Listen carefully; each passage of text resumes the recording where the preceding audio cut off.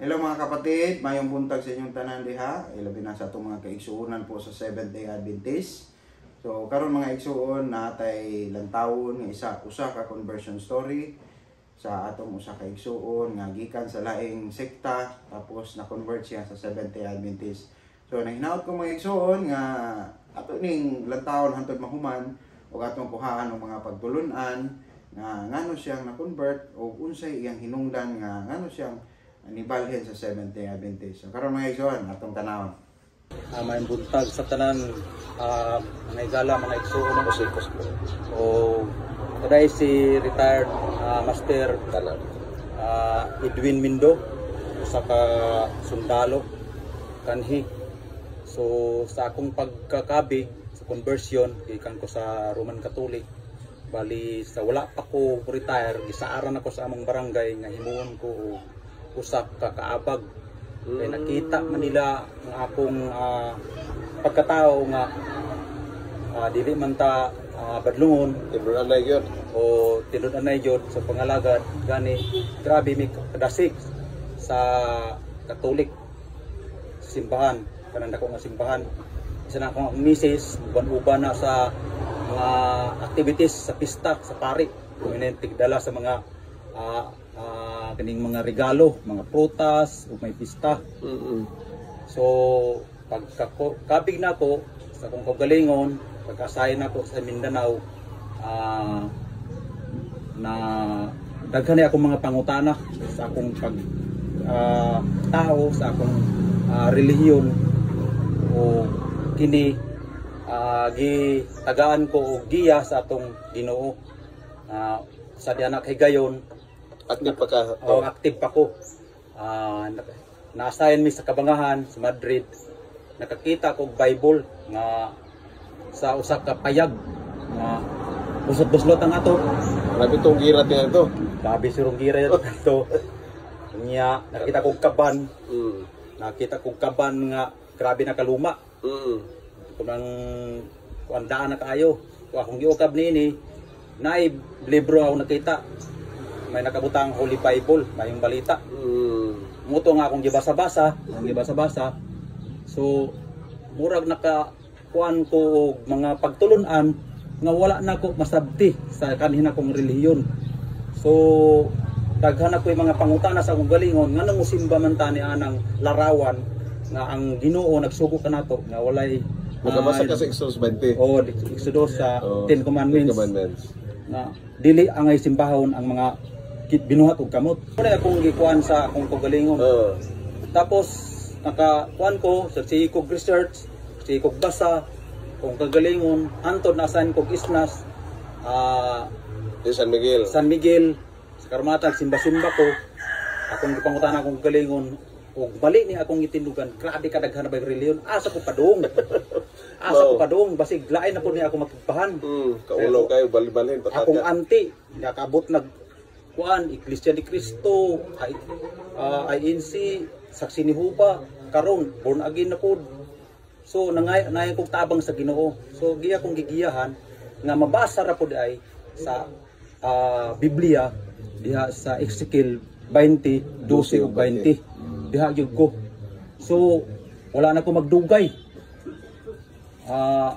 Nangita ang ko, nagkisi-kisi na ko nga mangita kog pastor nga magbautismo sa akong asawa usab kay sundalo ra ba ko, wala ko kahibalo unsay bidangatan ako pagka sunod ugma. Ito na ko gikulbaan. Sig mga matay ko kay daghan na yung gira nga akong giagian dito sa Samar pa lang. Nagpasalamat yung ko sa Ginoo, naggibuhi yung ko niya nga wala ko niya ikawis kamatuuran nga buhi ko nga nakabaton ko sa kamatuuran. Muna binay akong gipasalamatan sa Ginoo. Ug karon yan ako sa Seventh-day Adventist. Ako kayong pasalamat na ako kay kung wala ko mo Seventh-day Adventist, grabe na siguro na akong sakit. O ang akong mga ang akong mga kabats gani, akong mga classmate na kasing edad na ako, wala na.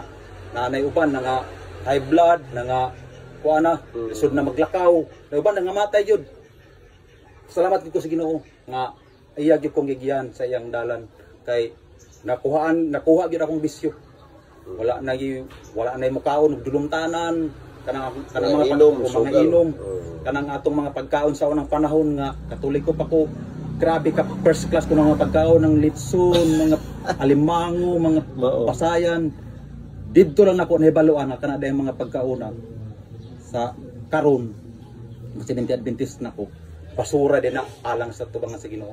Basura gid siya. Elder, Kami nga mga Seventh Adventist, wala gid mi muingon nga anhi mo kanamo. Ang among gipadako sa Seventh Adventist, ang pulong sa Ginoo. Amen. Kung ato pong sundon ang pulong sa Ginoo nga makita diya sa iyang basahon, no? Ug unsa ang ulo nga nabatasan sa atong Ginoong Hestokristo nga makita diya sa Lucas 4:16, unsa ba yang ulo? Ug unsa po iyang katawhan? Dili man pwede nga ang ulo nagsimba Sabado, nya ang katawhan simba og Domingo. Dili pwede. So ato yung sundo ng atong Ginoo. Kadaghan na ba karon ng nag-claim na katawan sila ng sa atong Ginoo, tinukod sila ni Kristo, pero ang ilang mga binuhatan layo ra sa atong binuhatan nga naa mabasa sa Bible gayud, no. So kung imo lang sundon ang pulong sa Ginoo, mahimo yung ka nga 70 Adventist. Kaya ang 70 Adventist, gipaningkamutan namo masunod yun ang tanang kasuguan sa atong Ginoo. Amen po mga kaigsuunan. So nindot kaayo ang iyang conversion story. So dati po pala siyang sundalo. So sa kanila pong barangay ay para ba siyang gisaaran na daan na gawin siyang liminister pag umabot na siya sa retirement. Kaso isang araw ay nandun sila sa isang lugar. So parang yung lugar na kanilang nagka-enkwentro sila. So may isang bahay doon na wala ng tao kasi nibakwet na siguro yung mga taga bahay. Kaya pagpasok niya ay may nakita siyang kaban. So pag open niya sa kaban, meron po yung Bible. So doon, dinala niya yung Bible. Tapos kanya pong parang wala lang sa sarili niya. So kanya pong binasa. So binasa niya. May na-discover siya po ng mga doktrina o mga pagtulunan sa Biblia na wala sa kanyang relihiyon. Hindi tinuturo sa kanyang relihiyon. So isa po siyang Roman Catholic. Kasi gagawin siyang liminister pagkatapos niya magserbisyo sa bayan. So gawin siyang liminister. So, isa po siyang Roman Catholic. So ngayon ay na pagtanto niya o na-realize niya na yung doktrina sa Biblia hindi po tinuturo sa kanilang simbahan. Kaya parang nag-doubt na siya kung sino ba yung tunay po na iglesia o tunay na simbahan na nagtuturo. So hindi pa po niya nalaman na meron palang Seventh Adventist. At saka nabasa niya sa Ezekiel 20:12 at saka sa Ezekiel 20:20 na ang tatak po ng katauhan sa Panginoon ay nang dahil po sa Sabat. So yan po ang kanya pong nabasa. So kaya naghanap siya ng sekta kasi na-doubt na siya kasi marami ng mga sekta ngayon na nagtuturo na sila daw ang tama, ganun yung kanyang nasa isip.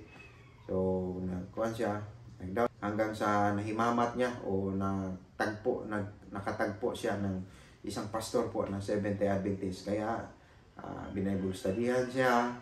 Tapos doon na niya nalaman na totoo pala ang doktrina ng Seventh Adventist. Kaya nagpa-convert siya at saka nagpa-bautismo siya sa Seventh Adventist. Sa ngayon ay marami na po siyang nalalaman tungkol po sa Biblia, katulad po ng pagkain. Doon po niya nalaman na yung mga pagkain pala na mga madumi o marumi ay pinagbabawal yan ng Panginoon. Kasi yung katawan natin ay templo ng Panginoon. So pag pinasukan natin ito ng marumi, para na natin dinumihan yung templo ng Panginoon.